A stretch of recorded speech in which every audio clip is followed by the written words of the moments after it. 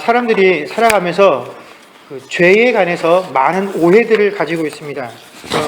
그 중에 하나의 대표적인 게 뭐냐면, 내가 저지르는 모든 죄들이 사실 나와는 무관하고 이 밖으로부터 안으로 들어와서 내가 결국에는 죄를 짓게 된다라는 생각입니다. 즉, 나는 원래 깨끗하고 착한데 나를 둘러싸고 있는 이 주변 환경들이 나로 하여금 죄를 짓게 만들게 된다라는 것이죠. 그러나 이런 우리의 일반적인 죄에 관한 상식과는 상관없이 성경은 우리에게 뭐라고 말씀을 하시냐면, 죄라는 것은 밖에서 안으로 들어오는 것이 아니라 항상 우리 안에 존재하는 것이다 라고 말씀을 하고 계십니다. 단지 우리 안에 거하고 있는 이 죄성들이 실제로 우리의 삶에서 이 죄의 유혹들과 만나게 되었을 때 어떠한 결과를 만들어내느냐, 아니면 우리가 그런 죄의 유혹이 있음에도 불구하고 그것들을 참아내므로 실제로 죄를 범하게 되는 순간에까지는 미치지 아니하느냐의 차이가 있을 뿐이지, 이 죄를 좋아하는 이 본성은 모든 사람들 마음속에 존재한다라는 것입니다. 그렇기 때문에 실제로 사단이 우리로 하여금 죄를 범하게 하는 데에는 그렇게 많은 노력을 할 필요가 없습니다. 우리에게 조그만 유혹거리만 던져주면 사람들 스스로가 그 유혹거리를 물고서 스스로 범죄의 현장에까지 나아가기 때문에 그렇다라는 것이죠. 이런 죄의 속성과 죄의 파괴력이 얼마나 큰지를 잘 보여주는 것이 바로 오늘 우리가 본문에서 읽었던 다윗의 모습입니다. 여러분, 다윗의 모습을 통해서 우리는 이 죄라는 것이 얼마나 강력한지, 이 죄라는 것이 사람의 지위를 가리지도 않고 사람의 상황을 가리지도 않고 언제 어디서라도 누구라도 넘어뜨릴 수 있을 만큼 치명적이고 또 우리 가까이에 있다라는 사실을 다시 한번 발견하게 됩니다.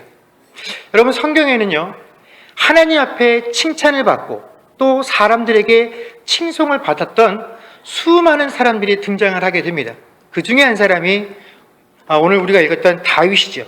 우리가 이 다윗이라는 인물이 얼마나 성경에서 중요한 인물이고 또 핵심적인 약속을 가지고 있는 사람이냐 하는 것은 여러 가지 장면에서 발견을 할 수가 있습니다. 무엇보다도 이 다윗은 메시아, 즉 예수 그리스도의 육신적인 최초의 조상이 되는 사람이 이 다윗이죠.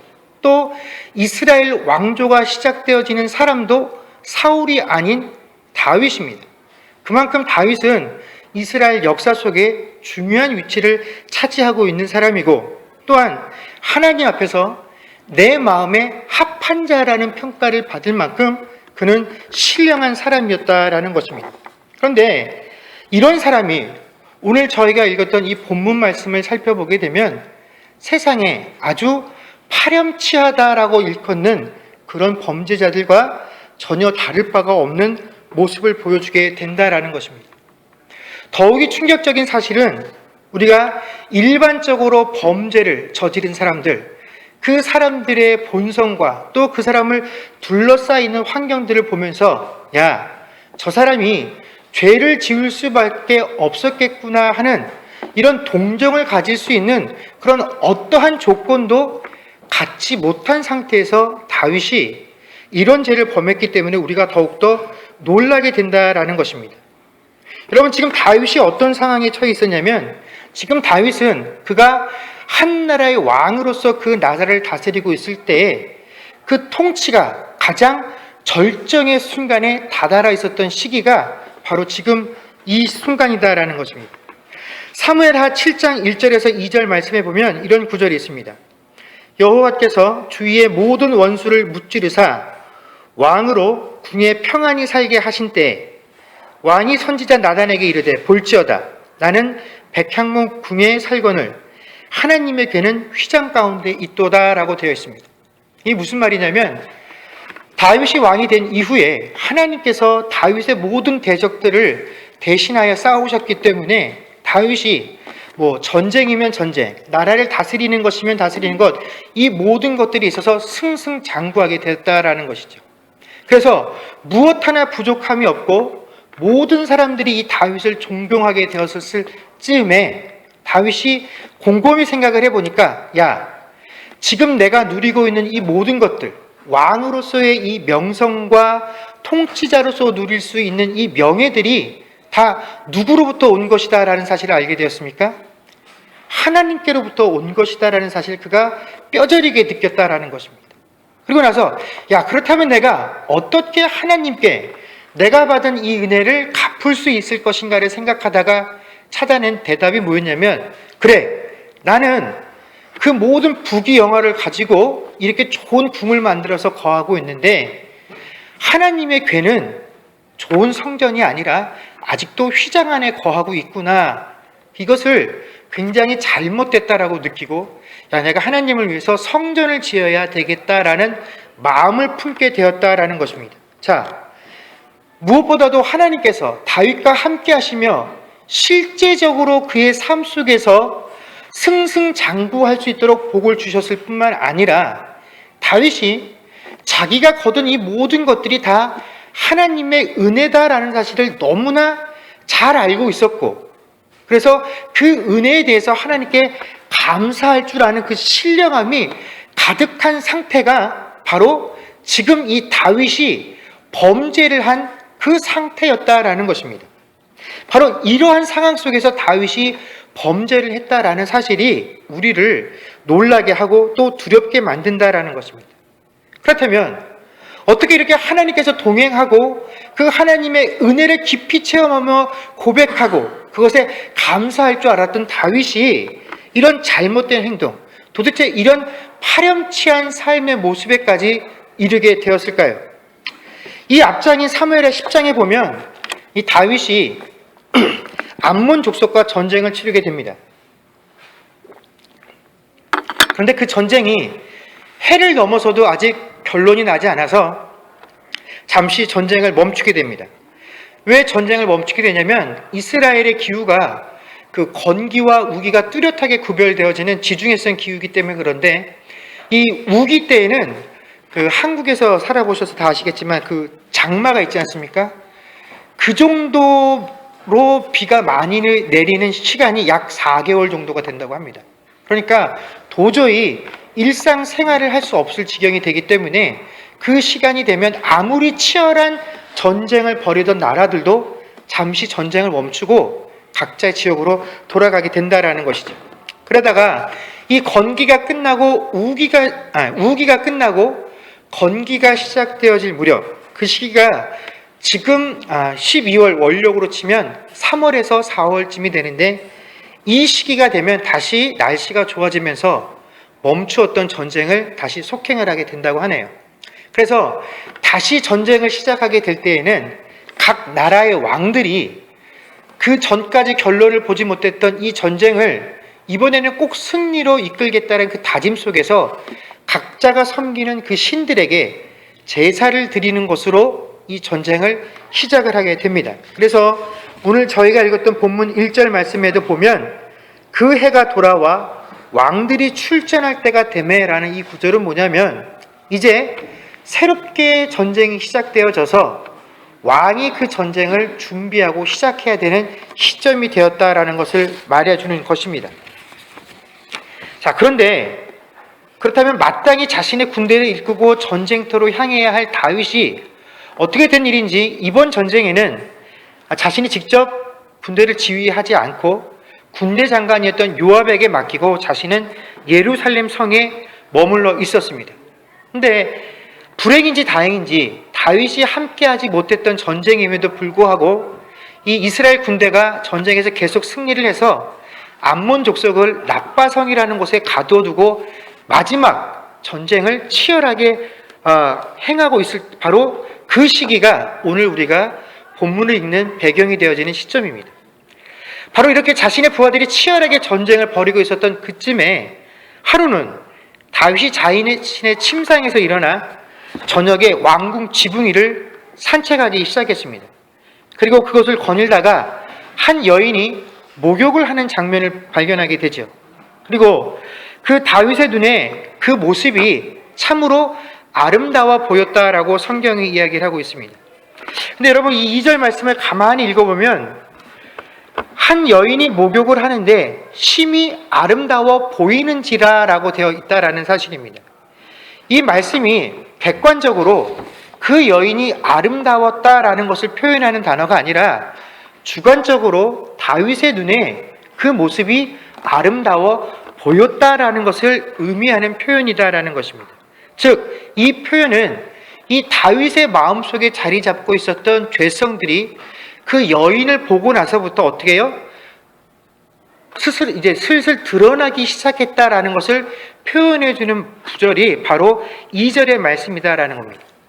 저는 가끔씩 이 사람들한테서 어떤 걸 발견하게 되냐면 정말로 자신이 바라고 찾고 싶어하는 그 대상들이 있으면 이것들을 발견하는 데 있어서 아주 초인적인 능력을 발휘할 때가 있다라는 것입니다. 저희가 처음 캐나다에 오고 나서 이제 저희 딸이 아주 어릴 때였는데 저희 집 앞에 밸류 빌리지라는 그 가게가 있었습니다. 근데 그때 저희 딸이 그 한참 인형에 필이 꽂혀서 그 어디 쇼핑만 가면 인형을 사달라고 하는 건데 그 인형 값이 그렇게 싸지가 않더라고요. 이제 사줄 수 있으면 중요한 날이 되면 인형을 하나씩 사주는데 어떻게 하다가 밸류 빌리지에 가면 그 인형을 싼 값에 구입할 수 있다는 사실을 저희 딸이 알았죠. 근데 이것도 자주 가다 보면 아무리 가격이 싸도 이게 부담스럽습니다. 저희 딸이 한 번씩 가서 그 인형을 서너 개씩 골라오는 거예요. 그래서 한 번은 또 밸류 빌리지에 저희 딸이 쇼핑을 하러 가자고 그래서 저하고 저희 집사람이 먼저 밸류 빌리지에 가서 저희 딸이 좋아할 만한 그 인형을 다 이렇게 찾아서 안 보이는 곳에, 우리 딸이 안 가볼 만한 곳에 다 미리 숨겨뒀습니다. 그 어른들 창 코너에 가서. 그리고서 이제 저녁 때 저희 딸을 데리고 갔죠. 이제 아무렇지 않게. 그런데 그래놓고 이제 가서 마음껏 골라라 그러고 그 인형 코너로 보냈는데 한 10분이 못 돼서 저희 딸이 인형을 하나를 안고 나타난 겁니다. 어디서 찾았는지 그 숨겨놓은 구석구석에 가서 그 인형을 다 찾아가지고 하나름 그 인형을 안고 저희 앞에 해맑은 모습으로 나타났다라는 거죠. 그러면서 이 인형이 딴 데가 있더라고. 그래서 어떡합니까? 들고 온 거를 다는 못 사주고 이제 거기서 절충을 해서 이제 인형을 사줬는데 이게 사람의 마음이다라는 거죠. 자신이 꼭 갖고 싶은 것, 꼭 보고 싶은 것, 그것들이 있으면 그것과 관련이 없고 거기에 마음이 없는 사람들은 그것들을 대수롭지 않게 보고 넘어갑니다. 거기에 그런 것이 있었는지조차도 모르는데 겉으로 드러내지 않았다고 할지라도 내 마음속에 뭔가를 강렬하게 요구하는 그런 욕구들이 있으면요, 어디에 갖다 놔도 그것들을 꼭 발견해내고 내게 필요한 것들을 찾아내는 것, 이게 사람의 마음이다라는 것입니다. 무엇인가를 강하게 갈망하고 있는 사람들에게는 그 자신이 갈망하는 그 대상들이 눈에 훨씬 잘 들어온다라는 것입니다. 그래서 모든 것들이 다 자신이 원하는 대로 그것들이 자신의 눈에는 좋게 보여지게 된다라는 것이죠. 오늘 다윗의 상태가, 이 밧세바를 발견한 다윗의 상태가 바로 그랬다라는 것입니다. 물론 이 밧세바라는 여인이 충분히 아름다웠을 수 있습니다. 어떤 사람이 보아도 그 마음이 동할 만큼 아름다운 여인이 될 수 있었겠지만 오늘 이 순간만큼 다윗에게는 꼭 아름다운 여인 이 밧세바가 아니었다고 할지라도 누구라도 그의 눈에 걸리면 그 여인은 다 아름다운 여인, 어떻게 해서라도 그 여인의 마음을 얻고 싶은 그런 대상으로 보일 수밖에 없었다라는 것이죠. 그런데 여러분, 이 다윗의 이 잘못이 사실은 아주 사소한 것에서부터 출발되어졌다라는 사실을 우리가 발견할 수 있는데, 그 출발점이 어디냐면 지금 다윗이 자기 자신이 머물러야 할 곳이 아닌 곳에 머물러 있는 것에서부터 이 모든 죄악이 시작되어지고 있다라는 것입니다. 여러분, 원래 다윗이 있어야 할 장소가 어디입니까? 지금 이 다윗은 자신의 부하들과 함께 목숨을 내놓고 전쟁을 치러야 할 그 전쟁터에 있어야 합니다. 딱딱한 침대 위에서 무거운 갑옷을 걸치고 거친 음식을 먹으면서 피를 흘리며 쓰러져 가고 있는 자신의 부하들을 격려하고 독려하는 그 자리에서 함께 그들과 애통해하는 마음으로 있어야 하는 이 다윗이 지금 편안한 침대에 편안한 마음으로 할 일이 없어서 낮에는 자신의 침상에 누워있다가 저녁이 되어서 그 게으른 몸을 이끌고 궁전 옥상에서 산보를 하고 있다 보니까 여러분, 그런 것들이 눈에 들어오게 되더라는 것입니다. 내 마음이 그런 것들을 갈망하니까 그것이 내 눈에 들어오게 되더라라는 것입니다. 여러분, 아마 부하들이 떠난 첫날부터 다윗이 이렇게 하지는 않았을 것입니다. 처음에는 아마 내 부하들이 가서 목숨을 잃을까 노심초사하고 아마 기도하며 그 시간들을 보냈겠죠. 그러나 이 편안한 시간들이 점점 흘러가게 되면서 그의 몸이 침상과 더욱더 가까워지면서 자신도 모르는 사이에 그의 삶은 이 게으름의 삶으로 넘어가게 되었을 것입니다. 이 습관들이, 삶의 습관들이 이렇게 흘러가고 난 이후에 점점 그의 심성이 어떻게 해요? 죄에 더욱더 쉽게 노출되어지는 그런 상황을 만들게 되었다라는 것입니다. 결국 지금 이 다윗은 하나님의 백성으로서도 또 왕으로서도 그 본분을 다하지 못하는 모습을 보여주게 되었다라는 것입니다.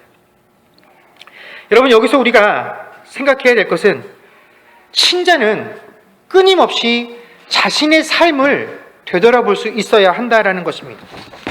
내 삶이 정말로 하나님께서 원하시는 삶, 하나님께서 세우신 삶, 즉 그리스도인이라는 그 이름에 합당한 삶을 살고 있는지를 늘 살펴볼 수 있어야 한다라는 것입니다. 내가 그리스도인이라는 삶을 합당하게 살고 있느냐라는 것을 우리가 어떻게 알 수 있느냐? 그것은 내가 참으로 모든 순간, 매 순간에 하나님을 의식하며 살고 있느냐 하는 것으로 판단되어진다라는 것이죠. 여러분, 사실 세상은요, 우리가 그리스도인으로 합하게 살고 있는지 그렇지 않은지에 별 관심이 없습니다.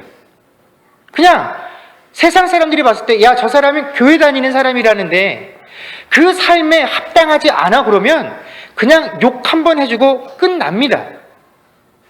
저 사람이 왜 그리스도인답게 살지 못할까? 그것으로 애통해하지 않는다라는 것입니다. 왜냐하면 그리스도인으로서 우리에게 삶을 요구하는 것은 세상이 아니라 바로 하나님이시기 때문에 그렇다라는 것이죠. 오히려 세상은 우리가 그리스도인으로서의 삶을 살아가는 것에 실패할 때 더욱더 고소해합니다. 그렇지, 너희도 별 수 없지, 너희도 우리와 똑같아. 사실 그거 너희는 죄라고 부르지만 우리는 죄라고 생각하지도 않아. 누구라도 범할 수 있는 잘못이야 라고 우리의 죄를 자신들과 똑같이 동화시키려는 상태들을 보여주게 된다라는 것입니다. 그러나 여러분, 성경은 우리에게 뭐라고 말씀하시냐면 하나님께서 죄라고 말하는 것이 바로 진정한 죄라는 것. 그래서 하나님이 우리에게 말씀하신 그것에 적극적으로가 아니라 적극적으로 순종하지 못하는 그것 자체가 바로 하나님 앞에서 죄라고 우리에게 말씀해 주고 계시고, 우리가 항상 이 죄성을 가지고 있기 때문에 이 죄성을 경계하라라고 우리에게 말씀해 주고 계신다라는 것입니다. 그렇기 때문에 내 안에 이 죄성이라는 것이 있으므로 내가 이 죄의 유혹이 바깥으로부터 들어왔을 때 이 죄를 거절할 수 있도록 항상 나라는 사람을 이 그리스도인이라는 이름 위에 두지 아니하면 우리도 세상 사람들과 다르지 않게 그 죄의 유혹에 넘어갈 수 있다는 것을 기억을 해야 한다는 것입니다. 여러분, 나라는 존재는요, 먼저 하나님 앞에서 내가 그리스도인이라는 이름 위에 나를 세워놨을 때 비로소 그 존재가 가치가 있다는 것입니다. 내가 어떠한 아빠냐? 내가 어떠한 엄마냐? 내가 어떠한 남편이냐? 어떠한 아내냐? 내가 어떠한 자식이냐? 내가 세상에서 어떠한 지위와 거기에 합당한 타이틀을 가지고 있느냐? 제가 어떠한 목사냐 하는 것들은 내가 그리스도인으로서 어떠한 삶을 살고 있느냐가 전제되어졌을 때에 비로소 가치가 있는 것입니다. 내가 세상에 나가서 세상적인 안목에 있어서는 야, 저 사람 정말 괜찮아, 저 사람 참 능력 좋아, 그런 칭찬을 아무리 많이 받고 인정을 받는다고 할지라도 우리가 그리스도인으로서 살아가는 그 삶에 실패하게 된다라고 한다면 여러분, 우리는 언제라도 그 죄성의 노예가 되어지게 되고 다시 예전의 모습으로 돌아갈 수 있다라는 것입니다. 그러니 여러분, 항상 우리 자신을 그리스도인이라는 이름 위에 세워두실 수 있는 저와 여러분들이 될 수 있기를 주의 이름으로 간절히 축원합니다.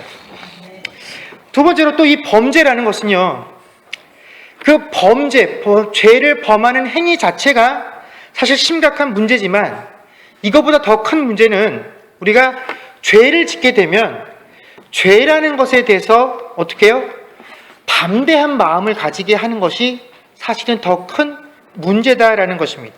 그래서 죄를 자꾸 짓게 되다 보면 우리의 마음속에 죄라는 것에 대한 두려운 마음을 상실하게 됩니다.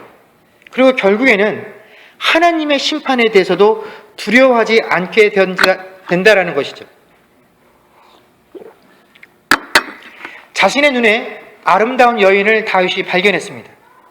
그래서 처음에 이 여인이 도대체 어떤 사람인지를 알기 위해서 사람을 보내서 그 여인에 대해서 알아보도록 시킵니다. 그래서 그 명령을 받은 사람이 그 여인에 대해서 알아보고 돌아와서 보고하기를 이 여자가 우리아의 아내다라고 보고를 했습니다. 여러분, 다른 사람의 아내다라는 말은 결혼을 했다라는 이야기죠. 남편이 있다라는 것입니다. 그런데 율법에 보면 간음을 한 사람들은 쌍방을 다 어떻게 해서 죽이게 되어 있습니까? 돌로 쳐서 죽이게 되어 있습니다.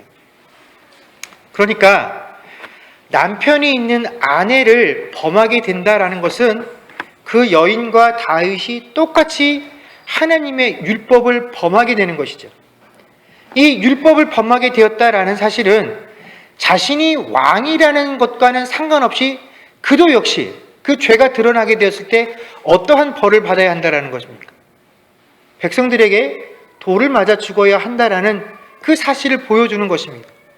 자, 지금 내가 하려는 이 일이 얼마나 하나님 보시기에 악한 일이고 일반 백성이 아니라 왕으로서는 도저히 행할 수 없는 일이다라는 사실을 그가 인지했음에도 불구하고 이미 그 마음속에 여인을 사모하는 마음이 들어오고 나니까 어떻게 됩니까? 모든 상황을 알았음에도 불구하고 그 여인을 결국 자기 침실로 끌어들이더라라는 것입니다. 그리고는 결국은 그 여인을 임신하게 만들죠. 이것이 죄의 특성이다라는 것입니다. 여러분, 한번 죄에 발을 들여놓게 되면 그 다음 죄를 짓는 것에 대해서 주저하지 않게 만든다라는 것입니다. 죄를 범하는 것에 대해서 담대함을 얻게 만든다라는 것이죠. 여러분, 밧세바가 잉태를 하게 됩니다. 이 잉태를 했다는 것 자체가 다윗이 얼마나 심각한 죄를 지었는지에 대한 가장 강력한 증거가 되게 되죠. 그래서 다윗은 이 자신이 범죄했다라는 사실을 은폐하기 위해서 한 가지 계략을 꾸미게 됩니다. 그게 뭐냐면 전쟁터에 나가 있는 남편을 불러들이는 것이죠. 그리고서 그 사람에게 물어봅니다. 야, 지금 전쟁터의 상황이 어떠냐? 다들 잘 지내고 있느냐?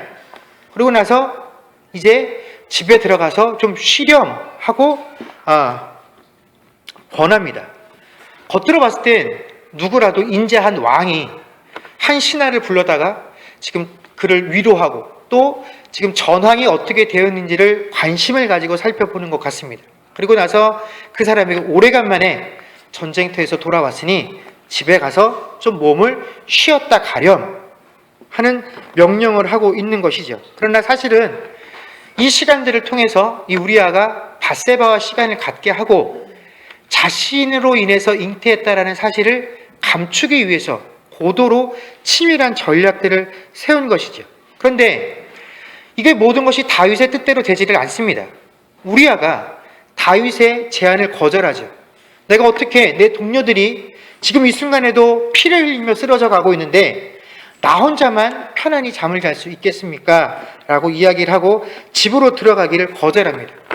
이렇게 이틀을 보내고 나니까 다윗이 이젠 도저히 안 되겠다라고 생각을 하고 이 우리아를 전쟁터에서 죽이는 방법을 선택하게 됩니다. 그래서 우리아 편에 편지를 써서 보내기를 이 우리아를 전쟁이 가장 심한 지역으로 보내서 화살을 맞아 죽게 해라 라고 명령을 내리게 되죠. 여러분, 군인이 전쟁터에서 죽는 일은 흔히 있는 일입니다. 그런데 이 흔히 있는 일, 상식적인 일들을 통해서 바로 우리아를 죽이기로 다윗이 작정을 한 것이죠. 여러분, 사람이 죄를 지었을 때 왜 그 죄를 쉽게 인정하지 못할까요? 당신에게 이러한 허물이 있습니다라고 지적을 받았을 때 왜 그 허물을 쉽게 인정하지 못할까요? 그건 누구라도 그것이 잘못되었다라는 사실을 알기 때문에 그렇습니다. 내가 죄라는 사실을 알고 지었다라는 사실을 그도 알기 때문에 인정을 못하는 겁니다. 이게 허물이 될 수 있다라는 것을 알면서도 행했기 때문에 이게 당신의 허물입니다라고 말했을 때에 그 허물을 사람들이 쉽게 인정하지 못한다라는 것입니다. 그 허물이, 그 죄가 부끄럽기 때문에 그렇다라는 것이죠. 그래서 사람들은 그 죄를, 허물을 자꾸 감추려고 하고 덮으려고 한다라는 것입니다. 그리고 이것은 그리스도인들에게도 마찬가지다라는 것입니다. 오늘 다윗을 한번 보십시오. 다윗이 지금 행하고 있는 이 모든 악행들이 결국은 그 자신의 처음의 그 죄, 그것을 어떻게 해요? 덮으려고, 감추려고 하는 모든 것에서부터 자꾸 이 모든 악행들이 덧입혀지게 되었다라는 것입니다. 그런데 사람의 특성이라는 것이 자신이 가장 먼저 그 저지른 죄를 감추기 위해서 더 큰 죄를 범하게 되는데 이것에 대해서 경각심을 느끼지 못한다라는 것입니다. 이 자리에서 빨리 멈춰야 되는데 이 죄를 감추기 위해서 내가 행하고 있는 이 행동이 더 큰 죄라는 사실을 사람은요 깨닫지 못한다라는 것입니다. 여러분, 지금까지 저희가 몇 주에 걸쳐서 다윗이라는 인물에 대해서 살펴보면서 제가 이 다윗도 우리와 같이 허물이 참 많은 사람인데 이 다윗에게 뛰어난 점이 한 가지 있다라고 말씀을 드렸습니다. 기억들 하십니까? 이 다윗의 뛰어난 점이 뭐냐면 죄에 민감하다라는 것입니다. 근데 이 죄에 민감하다라는 것이 죄에 민감하기 때문에 다윗이 죄를 안 지었다거나 혹은 우리들보다 월등하게 죄를 적게 지었다라는 의미가 아니라 그는 하나님을 두려워했기 때문에 우리가 생각하는 것보다 이 정도가 뭐가 큰 허물이야 라고 여기는 것조차도 하나님한테 혼날 수 있겠다 라고 해서 실제로 범죄의 현장에 나아가는 것에 대해서 굉장히 두려워했다라는 것입니다. 혹 그가 자신이 생각하기에도 잘못된 행동이라고 여겼던 것을 저질렀을 때 하나님께서 그것을 지적하시면 다윗은 그 즉시 그것을 죄로 인정을 하고 고백하고 하나님께 회개를 했다라는 것이죠. 이것이 다윗이 가지고 있었던 가장 큰 장점, 죄에 대해서 민감합니다라는 것입니다. 그런데 오늘 다윗은 그런 죄에 대한 민감함이 없어졌다라는 것입니다. 죄를 지었습니다. 자기가 잘못된 행동을 했다라는 것을 발견했습니다. 즉시 그것을 덮으려 하지 않고 회개하고 하나님께 용서를 구해야 하는데 오늘만큼은 다윗이 어떻게 해요? 그 죄를 덮으려 하고 있다라는 것입니다. 그 죄를 감추려 하고 있다라는 것입니다. 그래서 그 죄를 감추고 덮으려고 마음을 먹으니까 어떻게 해요? 더 큰 죄를 범하는 것에 대해서 두려워하지 않게 되더라라는 것입니다. 하나님께서 나를 보고 있다라는 그 사실, 그 전에는 그 사실을 가장 두려워했던 사람이 다윗이었는데 이제는 그것을 두려워하지 아니하는 모습을 다윗이 보여주고 있다라는 것입니다. 여러분, 다윗이 죄를 감춰야 되겠다라고 느끼게 된 것은 내가 허물이 있다라고 느꼈기 때문이죠. 그렇다면 하나님을 지금 두려워하지 않고 있는 이 다윗이 도대체 무엇 때문에 내가 범죄를 했구나. 내가 이 범죄를 사람들이 모르게 해야 되겠다라고 마음을 먹게 되었겠습니까? 그것은 양심이 그에게 그렇게 이야기했기 때문에 그렇습니다. 하나님께서 인간을 창조하시고 나서 양심이라는 것을 그들에게 주셨죠. 그래서 이 양심이 사람들에게 기본적으로 죄에 대해서 거부감을 느끼고 죄를 멀리할 수 있는 자정작용을 할 수 있도록 우리에게 주셨습니다. 그러나 아담과 하와가 에덴 동산에 범죄한 이후로, 그 죄가 오염된 이후로 더 이상 우리들에게 주어진 이 양심이라는 것이 제대로 이 죄에 대해서 자정작용을 할 수 있는 그 기능을 상실하게 되었다라는 것이죠. 그래서 죄라는 것을 인지는 하지만 그 죄를 멀리하거나 거부하지 못하고 이 양심이 어떻게 합니까? 죄를 덮어버리도록 만들어버렸다라는 것입니다. 여러분, 이것을 무엇을 우리에게 말씀해 주냐면, 사람이 얼마나 많이 배웠느냐, 혹은 그가 밖에서 누군가에게 존경받을 만한 그런 업적이나 지위를 갖추었느냐와는 상관없이, 신자냐 불신자의 차이에 상관없이 우리 모두는 다 이 죄에 쉽게 노출될 수 있다라는 것입니다. 여러분, 신자가 도대체 뭡니까? 신자가 되었다라는 것은 불신자들보다 훨씬 더 깨끗하거나 훨씬 더 양심적이다거나 훨씬 더 도덕적이다라는 것을 의미하는 것이 아닙니다. 물론 평균적으로는 믿지 아니하는 자들보다 훨씬 양심적이고 선하게 살려고 노력하는 부분들이 있겠지요. 작은 일들에 대해서는 분명히 그러한 경향들을 보입니다. 그러나 큰 일들, 자신의 삶과 밀접한 일과 관련되어진 일들 앞에서는 신자나 불신자나 여러분 큰 차이가 없다라는 것입니다. 그렇다면 도대체 신자와 불신자의 차이가 무엇이냐? 신자가 깨끗하기 때문에 차이가 나는 것이 아니라, 여러분, 신자는요, 너나 나나 다 죄인이고 이 죄성이 강하기 때문에 세상으로부터, 이 외부로부터 들어오는 이 죄의 유혹에 대해서 쉽게 거절할 수 없는 존재라는 사실을 인정하는 것, 이게 바로 신자의 모습이다라는 것입니다. 그런데 나로서는 도저히 이 죄를 거절할 능력이 없기 때문에 이 죄를 거절할 능력을 누구로부터 얻을 수 있다라고 믿는 자들입니까? 오직 예수 그리스도의 보혈의 피로만 내가 이 죄를 거부할 수 있는 능력을 공급받을 수 있는 자라는 사실을 믿고 오직 예수님께 이 모든 것들을 의지하고 의탁하는 존재가 되는 것, 바로 그런 사람이 신자라는 것입니다. 신자라고 해서 불신자들과 다르게 그 사람이 온전히 깨끗하게 되어지게, 어떠한 죄의 유혹에도 완벽하게 거절할 수 있는 그런 존재가 되어지는 것이 아니다라는 것입니다. 그래서 신자들이 아마 이런 질문들을 목사들에게 많이 하게 되는 것입니다. 목사님, 왜 도대체 성경책에서 이런 것도 죄라고 이야기합니까? 세상은 이것을 죄라고 얘기하는데 왜 성경은 이런 것도 죄라고, 그래서 우리 보고 하지 말라고 하는 것들이 왜 이렇게 많이 있습니까? 라고 질문을 합니다. 그럼 제가 그분에게 되물어보죠. 이것이 죄라고 하는 이유, 하나님께서 이것을 죄라고 규정하신 이유를 물어보시는 까닭이, 이러이러한 이유 때문에 하나님께서 이것을 죄라고 정하셨으니 내가 이제 그 사실을 잘 깨닫고 하나님께서 하시지 말라고 한 그 일들을 행하지 않기 위해서 저에게 왜 하나님께서 이런 것도 죄라고 정하셨습니까? 라고 물어보시는 것입니까? 아니면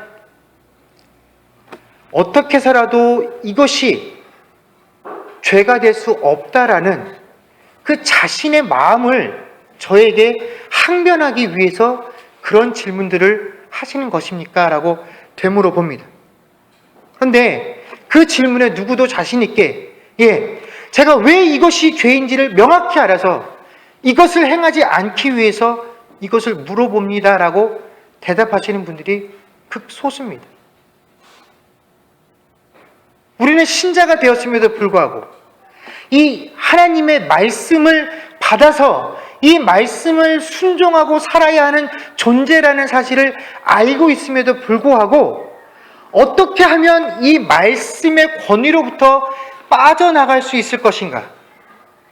어떻게 하면 하나님께서 우리에게 요구하신 이 수준으로부터 벗어날 수 있을 것인가에 더 깊은 관심들을 가지고 있는 지체들이 바로 우리라는 것입니다. 여러분, 불신자들보다 우리가 더 낫다라고 말할 수 있겠습니까? 몰라서 죄를 범하는 사람들은 어쩔 수 없습니다.